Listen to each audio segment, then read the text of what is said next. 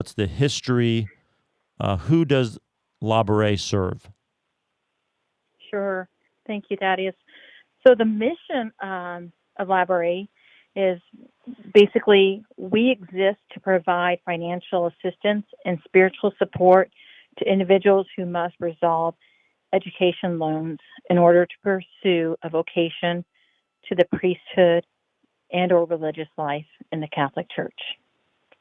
And the history of Laboure, the seed for our mission was planted well over 20 years ago when our founder met a woman who shared, I used to have a vocation. And he stopped and he asked her, well, what do you mean you used to have a vocation? And well, her dream was to become a religious sister and to dedicate her life to helping the poor and elderly.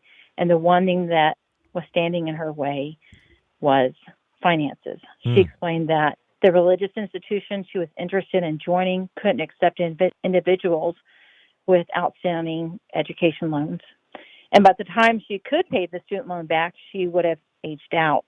So um, fast forward, the founder met a woman several years later in the same situation. And in both situations, our founder gathered a group of benefactors who helped these women to pay off their student loans and enter their vocation. Mm. But he wondered how many other men and women were also in the same position, and why didn't an organization exist to help them? You know, if we are praying for an increase in vocations, why aren't we willing to help these individuals who are ready to say yes to God but carry the burden of their student loan debt? So with this in mind, the Laboure Society launched in 2003.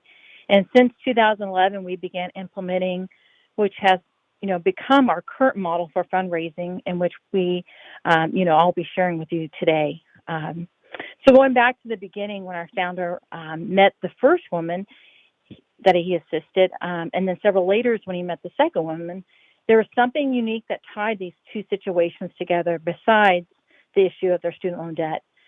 Both women were wearing unusually large, miraculous medals. And of Aha. course, it was St. Catherine of Laboure, who was entrusted with spreading devotion to the miraculous medal by the Blessed Mother herself. And St. Catherine was also the recipient of generous benefactors who supplied her dowry so she could enter into religious life. And we see the modern equivalent of St. Catherine Laboure's obstacle to entering religious life today is student loan debt.